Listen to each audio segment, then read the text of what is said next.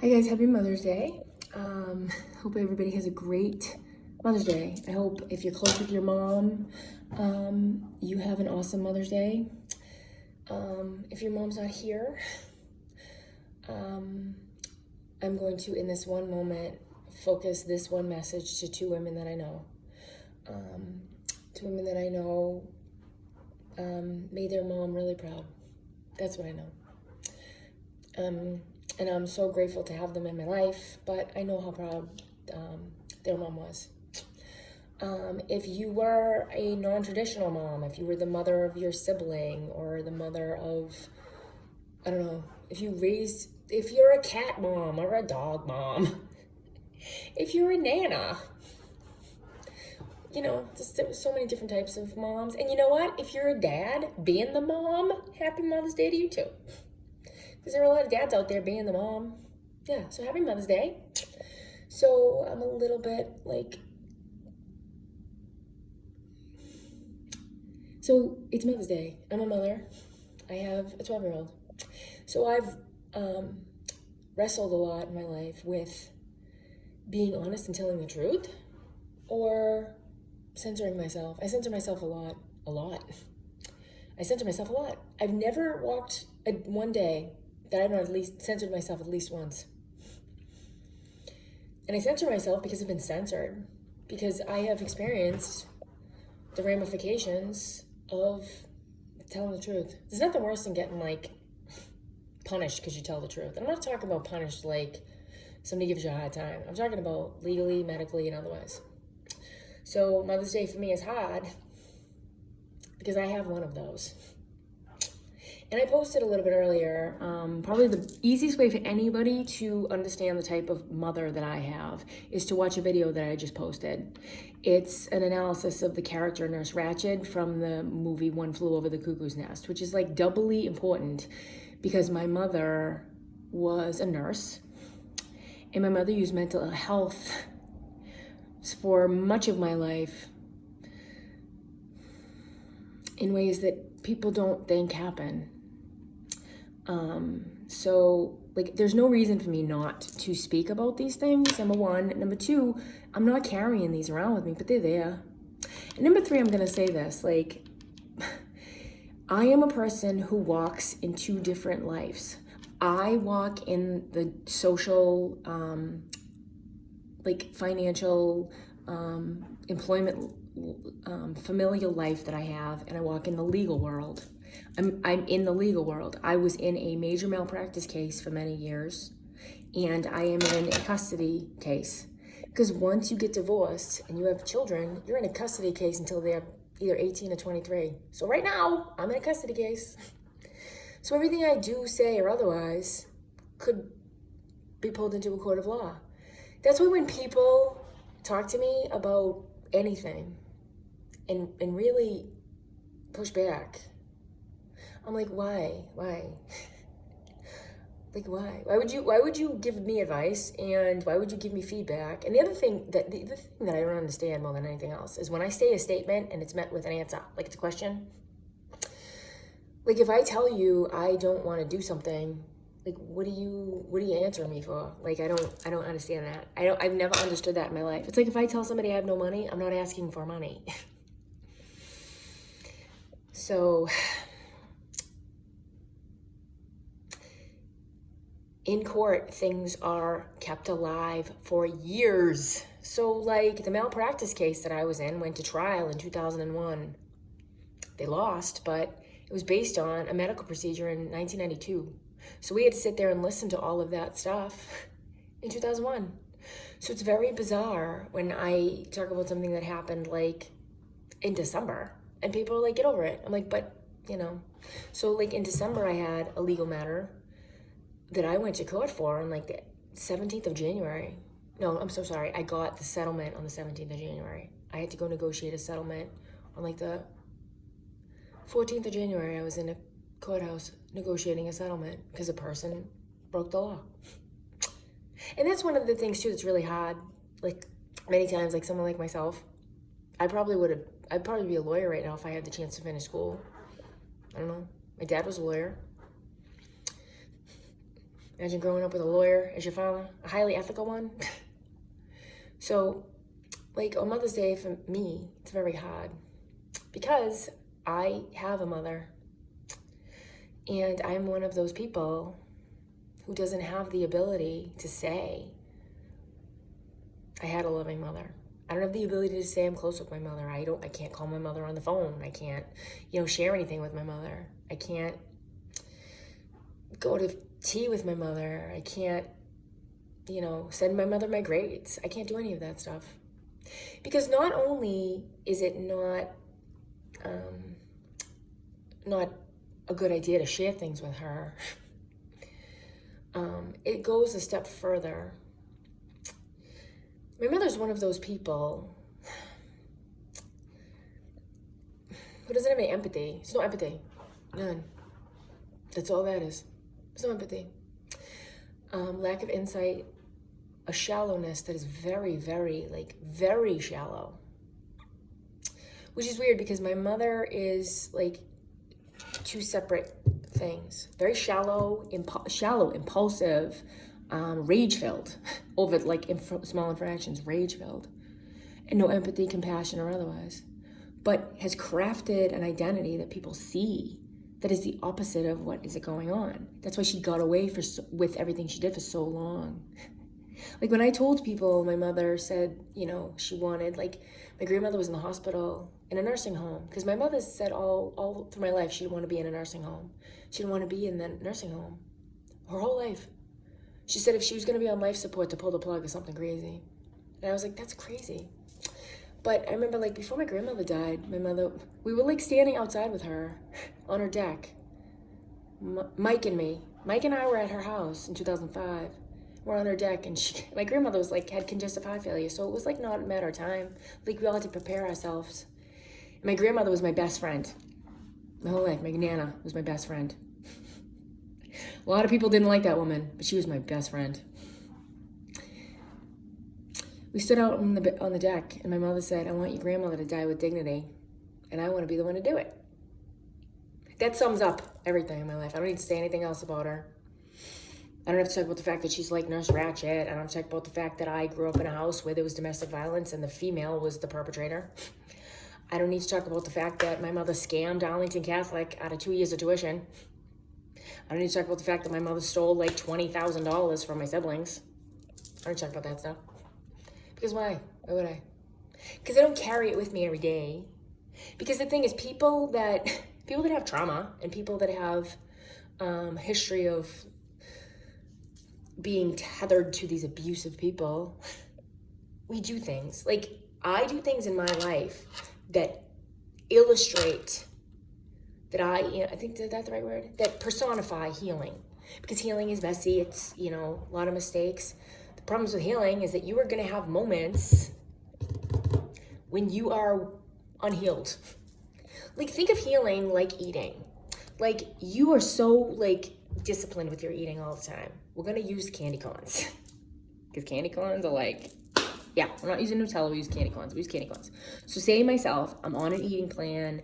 I'm doing the best I can. I'm really good at it. Every day, I'm consistent. I write stuff down. I'm always but one day, I don't know, I feel a moment of weakness. And I buy 2 bags, buy one, get one free. And I go home and I have one. Because I can do it, I can have one. Then I have 5. Then I eat both bags. Eating those 2 bags of candy corns doesn't negate everything that came before. Eating those 2 bags of candy corns harkens me back to times before when I had a hard time. But eating those 2 bags of candy corns doesn't mean that I'm back at the beginning of my journey. It just means that it was a moment. Yeah. I'm going to tell a quick story after I'd say one last thing about my mother. The reason my mother is such an interesting figure is my mother's one of those people, like Nurse Ratched. Nurse Ratched in One Flew Over the Cuckoo's Nest was faced with the decision to get rid of a difficult patient. Okay? So I was always labeled as the difficult child. When I was 9 years old, I was the scapegoat. When I was 9 or 10, my mother started telling people I had bipolar disorder. Really?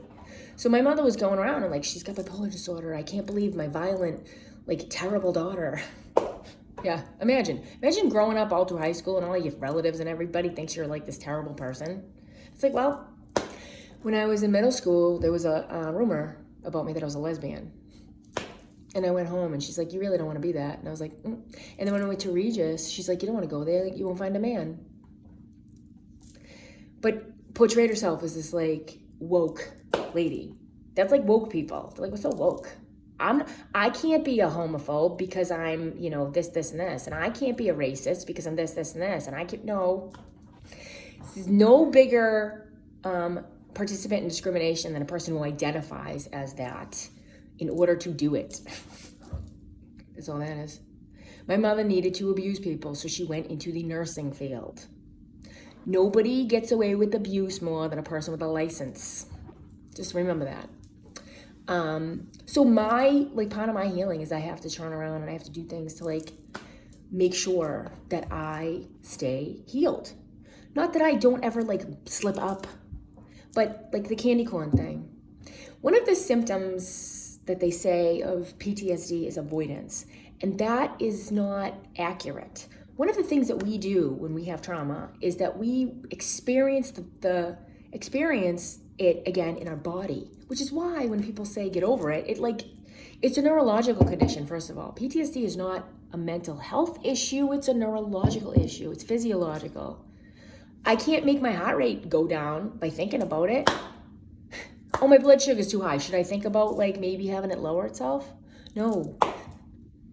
Because it's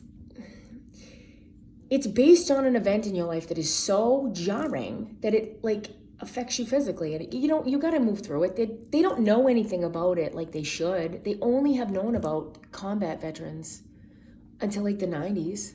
They know nothing. They're doing a lot of work on it now. So we're in a new field. So the avoidance piece. I can't go to places or participate in things or be around people that cause me to stunt my healing. I can't put myself in a place where I'm at risk of someone ambushing me with something that is very much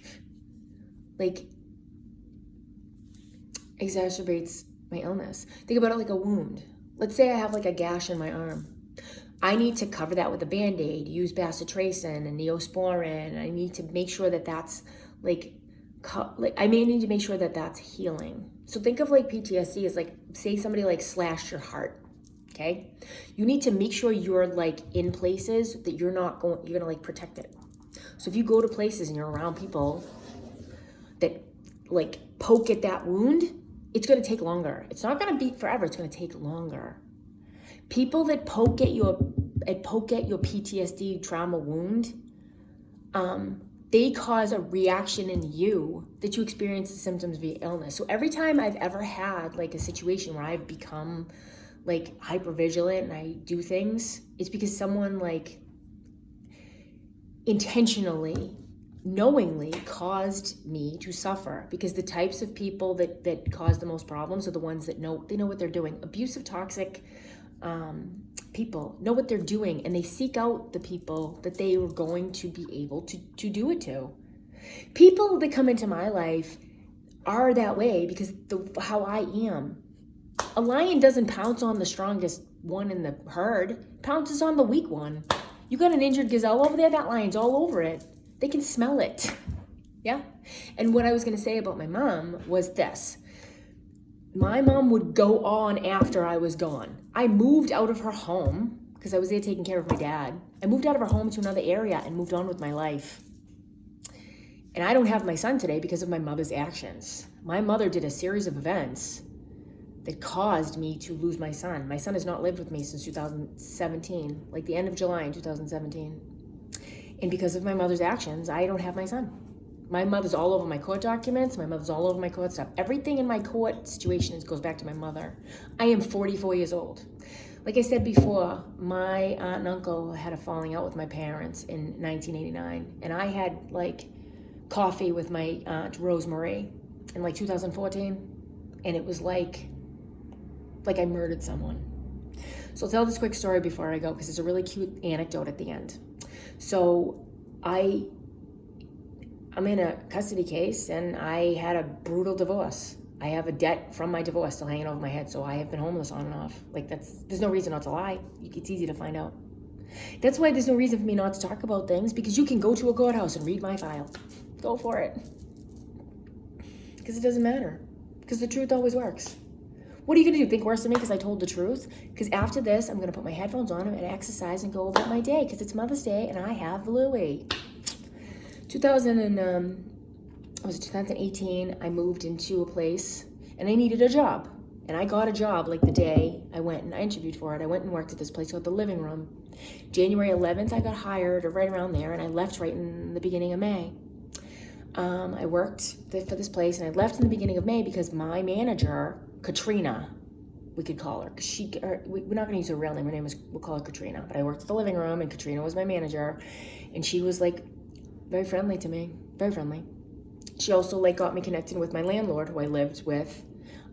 This woman from Chelsea. I live in Chelsea. Got connected. I was like, got a place to live. I had a job, whatever. So I don't know. We had like this Kentucky Derby party, and in the day of the Kentucky Derby party, my boss was different. Katrina was different, like a different person. She was like reprimanding me for things I could easily prove were not true. We had this thing called Open Table, and there were numbers on it, and I was getting reprimanded for things that I could prove wrong with numbers. I'm like, don't. I'm like, you want me to like use math on this? Please don't. Because most people, when they meet me, they don't see that side of me. They don't see the nerdy side. I've said multiple times, I could do differential equations. Why do you think I'm a stupid person? This woman was different. And she talked to me in the back room. She reprimanded me. And I'm like, what are you doing? And she pulled the owner in and we sat together. And she talked to him and told him she wanted to give me a raise. 5 minutes after she told me I was doing a bad job. And I go, you are not the person I just talked to. So I went home and I immediately looked for a job, and I got a job.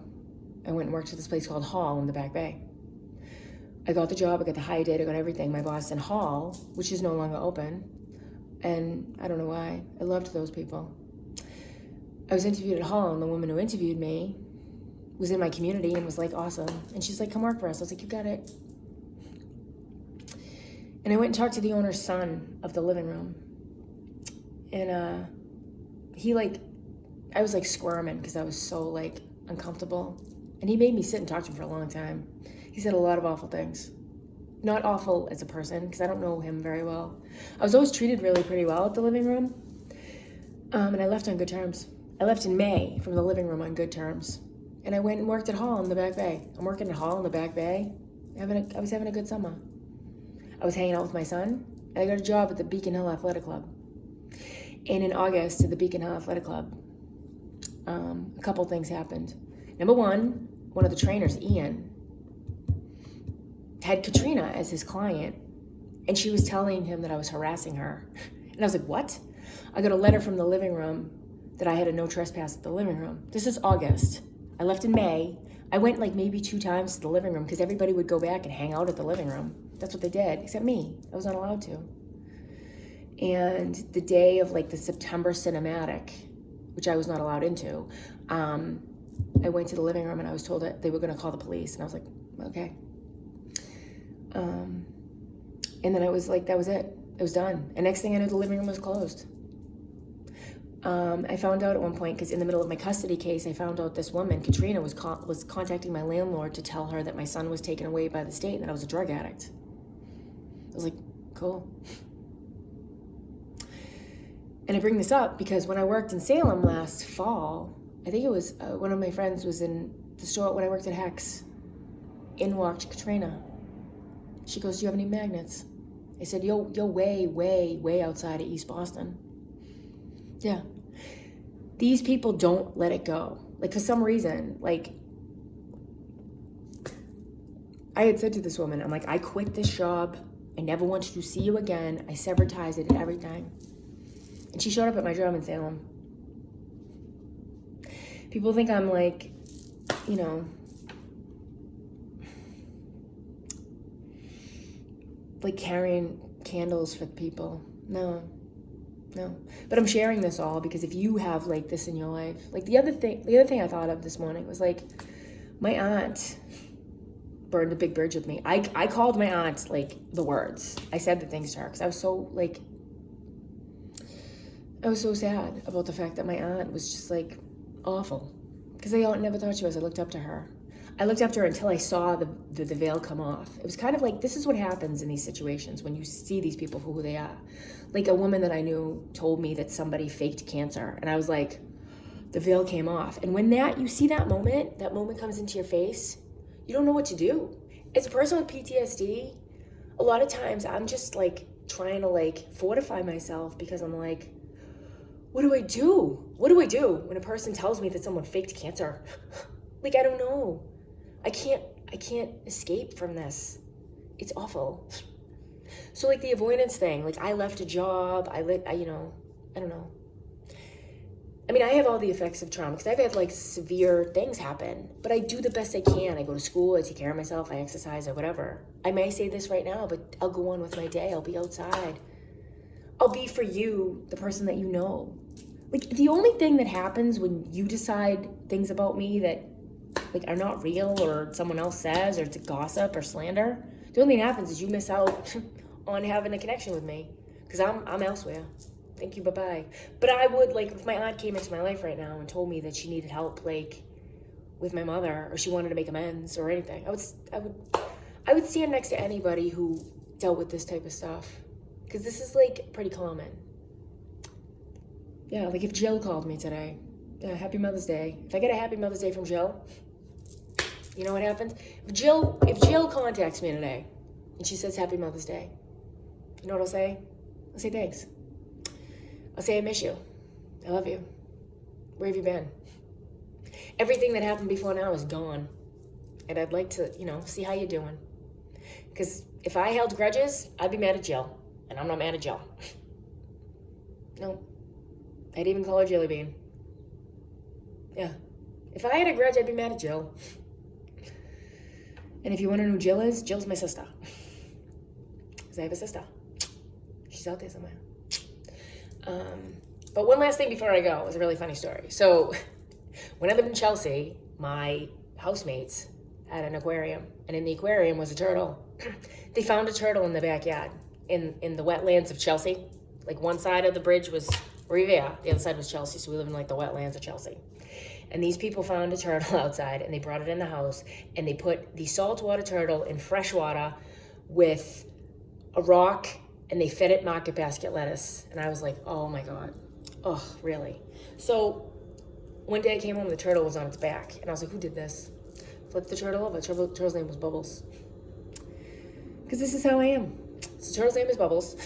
So all of a sudden, like, the place next door was owned by the Irish American, and it was sold to the Tibetan Association of Boston. So one day they're like, people with robes are next door. And I'm like, what? And I look outside and it's my friends. I was like, we hung out with them. I'm like, okay. Like when I went to the Kuru Center last year, I saw my friend Tenzin. I'm like, what's up? Yeah.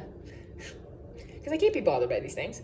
So I have like a hearing at the Essex probate court. So the night before I have this hearing at the probate court, I'm like done with these people. So I take some gloves and I go into the aquarium and I grab the turtle. And I bring the turtle outside. And I put the turtle right next to the Tibetan Association of Boston, and I say, be free. Be free. Yep. And I'm so glad. Because I looked it up. It's not legal to have wild turtles in your house as a pet. And it's not ethical to be putting a turtle in a thing of water. You can't feed the turtle market basket lettuce. You need to stop that. It's not okay. No joke. The turtle is an illegal animal. They do not have the right to own it. They did not buy it. They picked it up from the friggin' wetlands of Chelsea. I am sitting in the courthouse the next day in the Essex probate court, and I get a phone call from the Chelsea Police Department. Hello, we're calling about a turtle. What? Yeah, we're calling about a turtle. There's a missing turtle? I said, what are you talking about? Yeah, there's a missing turtle. We're calling about a turtle. I said, I'm at the probate court. I'm pro se. I represent myself. What are you calling me about a turtle for? I'm in a hearing, a custody hearing. Do you know anything about the turtle? The turtle's illegal. Like, what do they report? What kind of person reports that a turtle is missing, that it's an illegal pet? Those kind of people. That's the kind of people. I'll end on this. Last night I had a conversation. you have a lot of responsibilities in your life. There's like a hierarchy. There's Maslow's hierarchy of needs. You have things that you need to do in your life. Things that are going to cause you to suffer. Suffering has an effect on your body, which means your cortisol or your stress hormones level, they get raised. So work, school, family, parenting, medical issues, like any of these things, any of these like life things will cause your cortisol levels to raise. Like that will be a thing. You have to deal with that. Relationships in your life should not cause your cortisol to raise. Relationships are there for your oxytocin. If your relationships are not causing your oxytocin to increase, that is damaging to your DNA. So if someone is causing you undue suffering, they're hurting you physically. That's what that is. Nobody stays in my life unless I have to have them in there. Everybody wonders, like, everybody thinks my ex-husband and I are like best friends. Anybody want to look a little closer? Some of us are in invisible prisons. I was in an invisible prison most of my life because I cared more about my father than I did being right. I fought back a lot, but I cared more about my father than I did being right. Yeah. Genuine, ethical, empathic people, we speak a certain way, we act a certain way, we conduct our lives a certain way. And if anybody, like, if I have 100% evidence with no outliers, or if the outliers in my life, the maladaptive behavior, okay, let me rephrase this. If behaviors that I'm accused of are outliers, so if I'm like ethical, moral, and otherwise in most of my life, and most of my relationships are positive, and somebody's talking about me as some sort of a nightmare, a horror person, that's an outlier, that's not real. And anybody that's gonna base their like decisions about me on gossip, really, I've set a boundary because I don't like gossip. I don't want to like engage in it. That's why when I hear gossip, there's a woman I can think of, and I wish like she understood where I was coming from, but I don't know what to say because I have no ill will towards her, none. And I heard 3 separate people badmouth this woman. I was like, what is going on? But I didn't consent to it. I'm like, I don't consent to your gossip. But they dumped it, and I was like, wow. But I didn't believe it, and I still don't. Like, why would I? But I don't know, because I wouldn't take that on. But like the woman who told me about somebody faking cancer, I was like, I'm going to send this woman a Venmo request for $120 because I didn't ask for you to share that with me, and by you sharing that with me, I have to counsel you about it. So now I am your clinician. No. So next time anybody does that to me, I'm sending you a Venmo request for $120. That works, actually. I did that once with a guy. There was a guy that was like, he kept reappearing. I kept telling him to stop. And actually one night I caved. I was like, we can hang out, that's fine. He was a young whippersnapper. He kept, and he got in a car accident one night. I was like, dude, I'm done with you. But he would like randomly show up. He was one of those people who would randomly like show up middle of the night. What's up? You're so insert adjective here. All right, then let's hang out. Oh, I'm too busy. Really? So I sent him a Venmo request for $60. I was like, pay me $60 for my suffering. And he deleted it right away, which meant that, all of the excuses he was using didn't mean anything. I didn't talk at all about my son today. I talked about myself. I talked about my thoughts, feelings, and otherwise. You know why? Because I need to make sure that I am the best me I can be. Because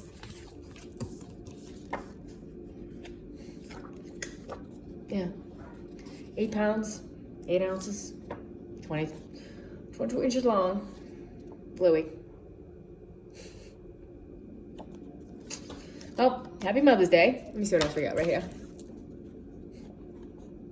Happy Mother's Day. Nothing's wasted. John Lennon didn't live with his mother, and her name was Julia. There's no reason not to uncensor yourself, unload,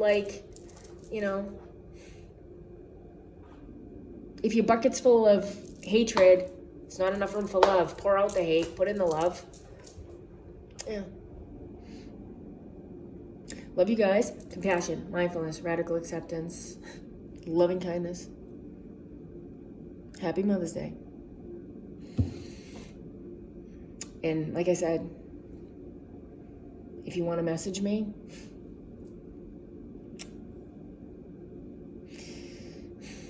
I'd be happy to put on a little Gloria Estefan.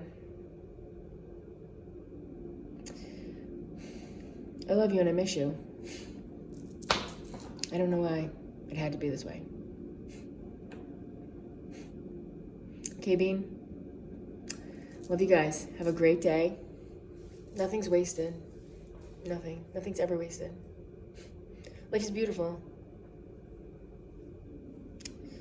Life is messy, imperfect, difficult, tedious, boring, painful, filled with suffering. The more you suffer, the more you recognize the beauty around you. It's like the monk. This monk, he falls off a cliff onto a ledge and he's gonna die. And he sees the most perfect strawberry. And he picks it up and he examines it and he notices the seeds and he notices the color and he notices everything about it and he bites it. And in that moment, he's enjoying the strawberry.